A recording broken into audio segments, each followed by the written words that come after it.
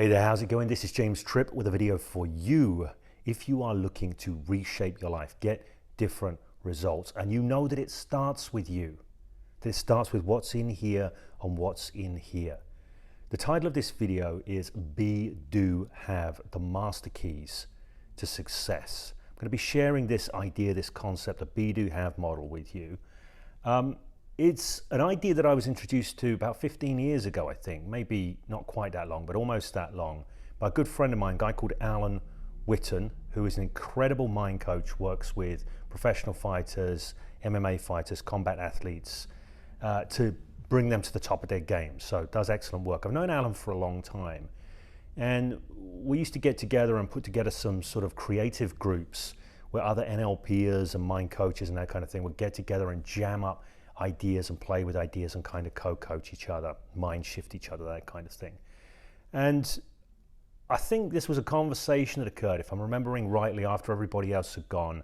We're hanging back, it was at his place. We were just talking about life, the universe and everything and the kind of the game that we're in.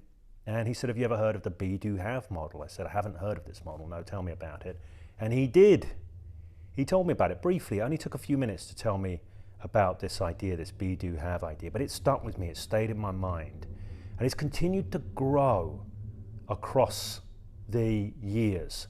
And I've met other people for whom this is an important key in how they do life, how they approach life, how they engage with the world and create the results consistently that they create.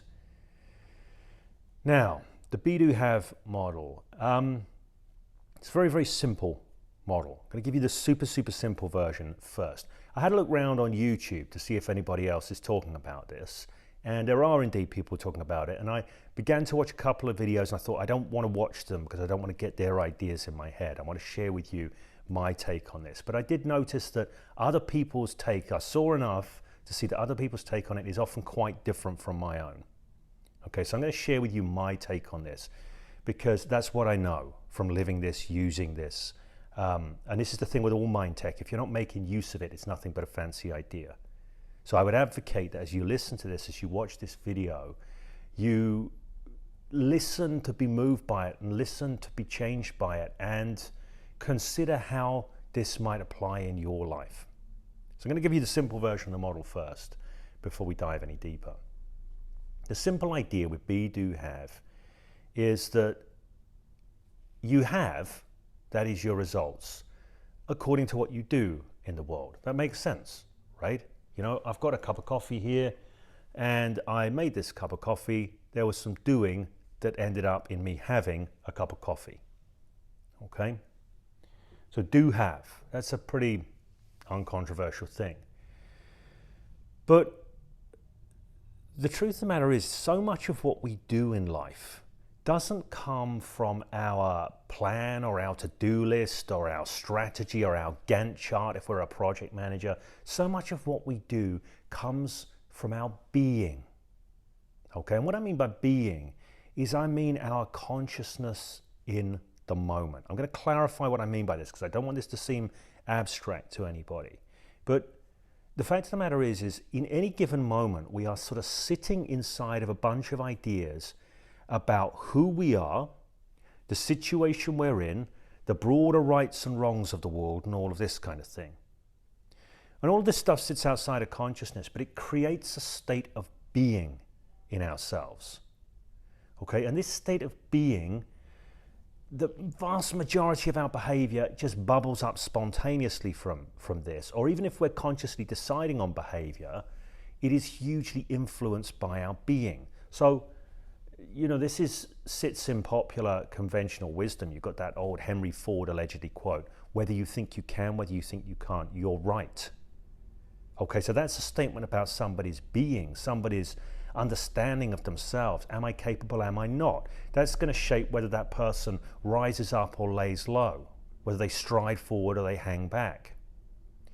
Nathaniel Branden, the famous psychotherapist and specialist in the area of self-esteem, once wrote that self-concept is destiny. Self-concept is destiny. So what he means by this is how we see ourselves and perceive ourselves. This is not consciously, this is outside of consciousness.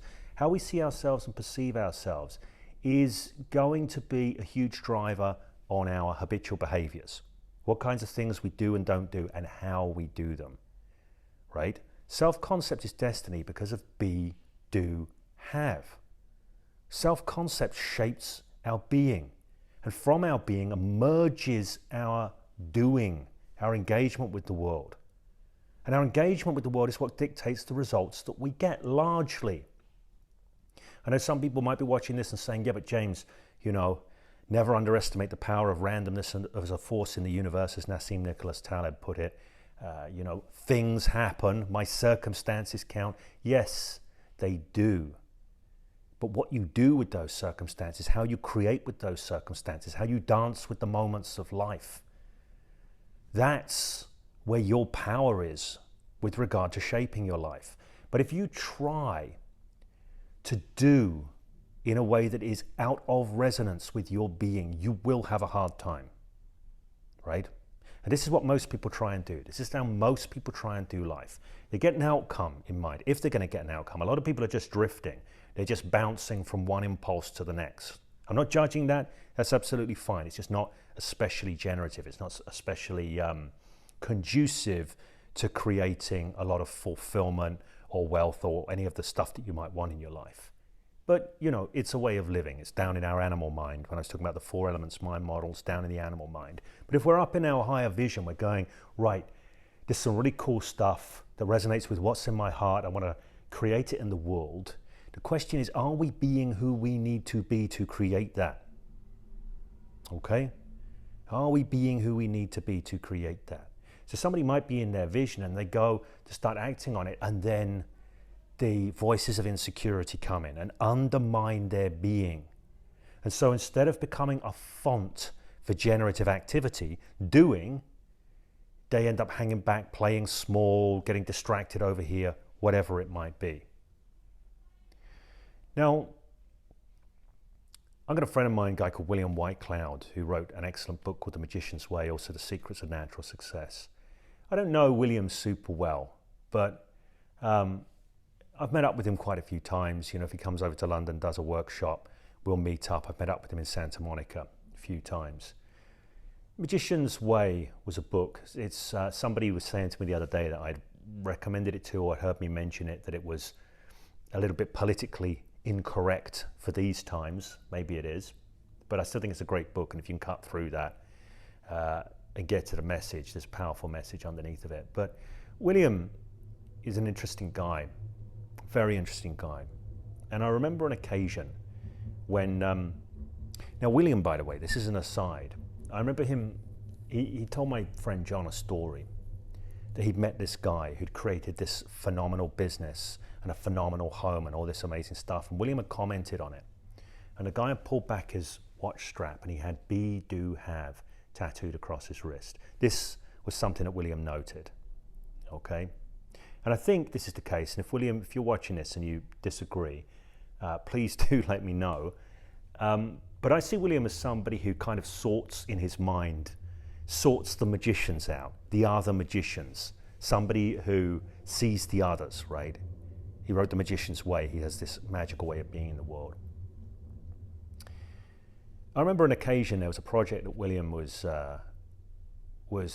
thinking about doing. It was a movie that he was going to be making. And we were at an event, it was called Metal in Santa Monica. And he was up in his mind, mulling some things over about it, making some decisions about it. And we went out for a coffee afterwards. We were sat at this table, and he suddenly had this kind of mind shift and this insight.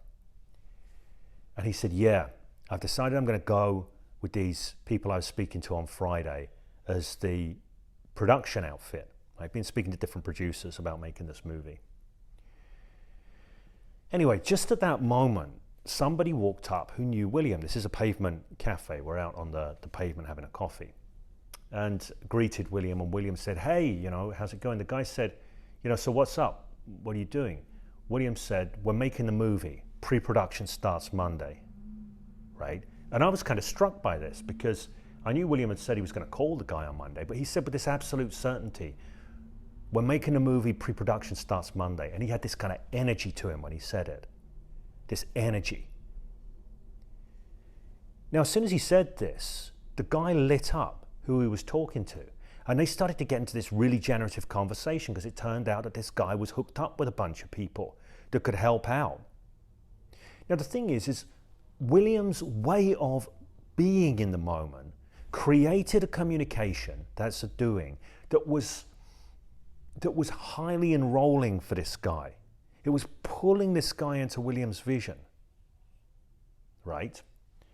And this really struck me because so many people wouldn't do that. You know, so many people would have said, oh, you know, yeah, I've been thinking about going ahead with this movie. I think I'm going to call these people on Monday. They seem like good people to go with. Right? That would have been a different doing because it would have come from a different state of being and it would have created differently in the world. Right? So if you're looking at something like Be, Do, Have, you don't have to be thinking about it in terms of, you know, changing your vibrations so you like attracts like and all of that metaphysical stuff. You don't have to talk about it like that. You can talk about it simply in how it transforms your engagement with other human beings, other participants in the psychosocial reality that largely shapes what we get in life, right? And influences them and affects them directly. So even through just that medium alone, it's hugely powerful. Another area that Be, Do, Have is powerful. If somebody's being is alive with the potential and the possibility of a project, they're inspired by it, they have an inspired being, taking action is no problem. No problem at all. So it's not just the communications with other people, it's basic action in the world, right? Now, if a person on the other hand just goes, well, you know, I think this is a good project, I think it could make a lot of money, I think it really could land, yeah, okay, well, we've decided we're going ahead with it, so, but they're not feeling it. They're not inspired by it. They don't love it. Their being is out of sync. That means every piece of work that they do is going to be, they're going to have to push themselves through low energy to do it. Right? Everything's going to be a chore. Everything's going to be a task. If they're inspired by the project, they can't wait to get into it. They can't wait to tuck into it. Every movement is filling them with even more enthusiasm because they know it's moving them towards creating this fantastic thing that they want to have appear in the world, have appear in the world,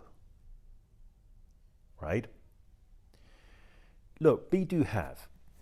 Each one of these stages is important. I said I was starting to check out some of these other videos on YouTube, and I noticed one that was Be plus Do equals Have. And the rendering of the model that I know is just Be, Do, Have. It's not Be plus Do equals Have. It's Be, Do, Have. Now, a lot of the time in life, as I said, people focus on the doing. They focus, go, I want this thing, so I need to do this thing. And their being is out of sync, right? And what they can also do is they can end up getting stuck in a rut and losing all creativity in their engagement with the world. So there's a famous quote from Mike Tyson that says, everyone has a plan, i.e. a list of doings, until they get a punch in the face. Okay? So you've got to be able to let go of a plan. You can't rigidly hold to a plan. If people hold too tightly to a to-do list or a plan, a Gantt chart, anything like that, and that's all they've got because they've got no energy or enthusiasm coming from their being, what they end up doing is very rapidly not being awake to what's happening in the world, not really being connected to the unfolding in the world. So they end up working in a very linear way rather than a very creative and generative way. Okay? And there's nothing wrong with that. Sometimes a bit of productivity, get your head down, get a bunch of stuff done, that's not a bad thing. It's not a place I'd personally want to live from because there's a lighter way to live and a lighter way to create. And I'm a big advocate of this. Okay, the lighter way to live, the lighter way to create is to shape your vision, your intentionality, what you want, that's the have, and to shape your being to be in accordance with what you want to have. Okay, I'm going to talk about these things a little bit in this video, but not deeply, because these are big, big, big, big topics. Now in the middle is the doing, and the doing is important too, but there are different types of doing. Not all doing is the same. I have 3 categories of doing, which is activity, action, and task. I'm not going to talk about these here, but if anybody's interested, I might do another video looking at those 3 areas of action. Okay? If you want to see that video on the 3 areas of action, activity, action, and task, please do let me know in the comments and I'll make the video. Okay, but I'm going to leave that out for now. So, how do I use this model in my life? Because if you just have an abstract idea, maybe it can serve you, maybe it can nourish you, maybe it can inspire you. But there's a difference between information and transformation. And transformation comes when you go beyond knowing a thing to living a thing. Okay, so how do I live this be, do, have model? I'll tell you how I make use of this in my life. I make use of it in terms of daily attunement, self-creation, and cultivation. There are 2 things that I want to make sure that I'm aligned with every single day of my life, or every single creation day. I actually take weekends off to just go free form. Okay, but during my work time, this is how I work. Every single day I want to attune myself at the level of being and at the level of intentionality, i.e. what I want to have, what I'm looking to create in the world. Okay, these 2 things. So I have processes for doing this. I've got 2 different books for doing this. I want to get in the vision. I want to get there. I want to feel having created this stuff. And I'm happy to talk about this elsewhere as well, about like setting vision, because there's some research in the world of psychology that suggests that you do not immerse yourself in what it is you want to create. You remain dissociated, but that's a technical point. I'm not going to get into that. But I want to be clear. This is what I'm creating. This is what I'm creating. This is what I'm creating. Strong intentionality and clarity. Clarity around my intentionality. Okay? I've been doing this with my girls over the last few days as well. Getting them to get super focused, getting them to up their intentionality game.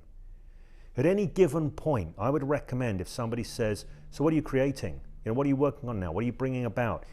You ought to be able to go bang, bang, bang, and just know with clarity. These are the things I'm bringing into the world. This is what's important. Okay, so I make sure I'm on purpose every day. That's my purpose, my intentionality. I want to be on purpose every day. Second to that, I spend some time every day attuning myself into who I choose to be and how I choose to be. The truths I choose to hold about myself. Now, being is shaped by our seeing, how we see the world, how we see ourselves, how we see the moment. How we see ourselves is a hugely important thing. If you see yourself as able, you will strive forward. If you see yourself as not good enough, you will hang back. Okay, we all operate constantly by an unconscious story of self. And if your story of self does not inspire you, if it frightens you, it's not going to be serving you in creating the results that you want to create in the world. So you want to recreate that story. Now, people that know my work know I have 2 approaches to this, a black path approach and a white path approach. The black path approach is rooting out and finding. I don't go looking for this stuff, I just catch it when it comes up. The self-judgments, the stories of limitation that I might hold, the belief systems that are causing restriction rather than freedom, that are creating a low vibration state rather than a high vibration state.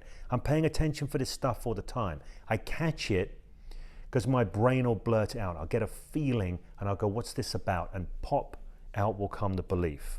Some people call these things limiting beliefs. I want to get all that stuff and I want to call it out. I want to see it for what it is. Byron Katie said you cannot let go of a thought or an idea, but when you see it for what it is, it lets go of you. So I call these things out. I'll forgive myself for a judgment that I pass upon myself, and then I'll invert it to the opposite. This is the white path side. The white path side is creating yourself to be who you will choose to be. Creating yourself to be your best self, your most vibrant self, your most aligned self. The you that aligns head and heart. So that takes work. It takes daily cultivation. It's not a one and done thing. So I'm constantly attuning myself to be the person that I choose to be, to live in the world in the way that I choose to live in the world. Okay, by my criteria, by my ethics, by my values, by my choices.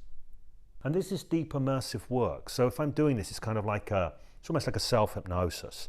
I use pen and paper to scribe things out, but I go into the reality of what's being scribed out. I see it, I let myself kind of get drunk on it, imbibe it, bathe fully in it, have it resonate within my being. Resonate within my being. Because I know this is going to shape how I meet the day, how I meet every moment of the day.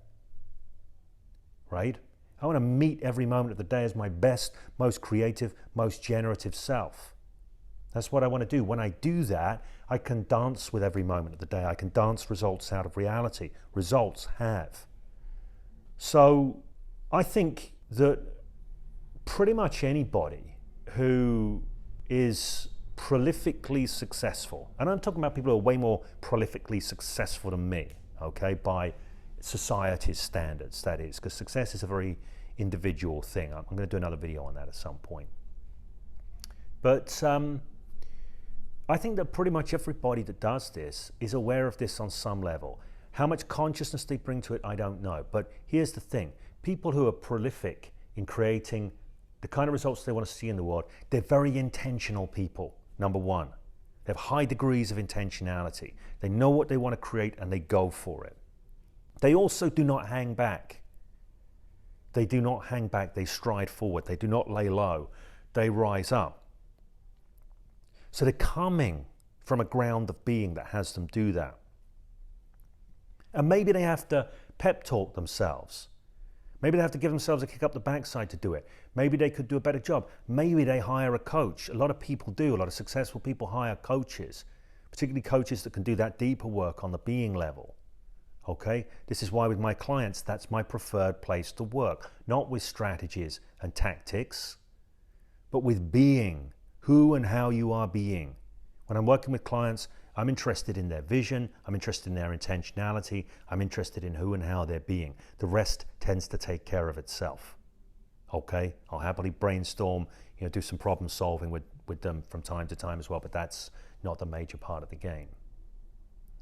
Okay, so that's be, do, have as I understand it. Last thing I'm going to say is I have no idea where this comes from, this model. I've tried to find out. I've asked people, I've asked on social media, done big threads on Facebook, can anybody let me know where this comes from?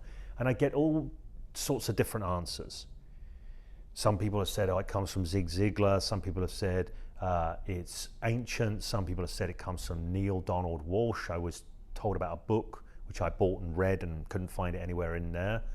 A guy called John Overdurf, who's an excellent NLP trainer, very innovative NLP trainer. He said it comes from the gunas, which is from Hindu philosophy, that it's related to that. I have no idea. I have no idea where this comes from. I have no idea of the origins whatsoever. Maybe it's just a thing that lives mimetically, moving through the collective psyche of the world and inspiring various individuals to take it on board and make use of it.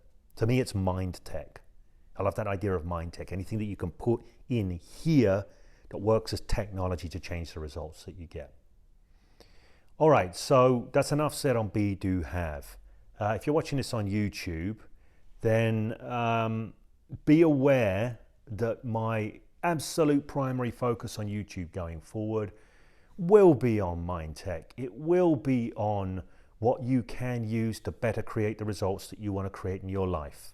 Okay, whether that's health, wealth, relationships, personal fulfillment, whatever it will be. Okay, I know that sounds nebulous, but a lot of the time it's the same thing. Success is success is success, whatever the realm of success you're looking for. Spiritual success, material success, have more in common than people think.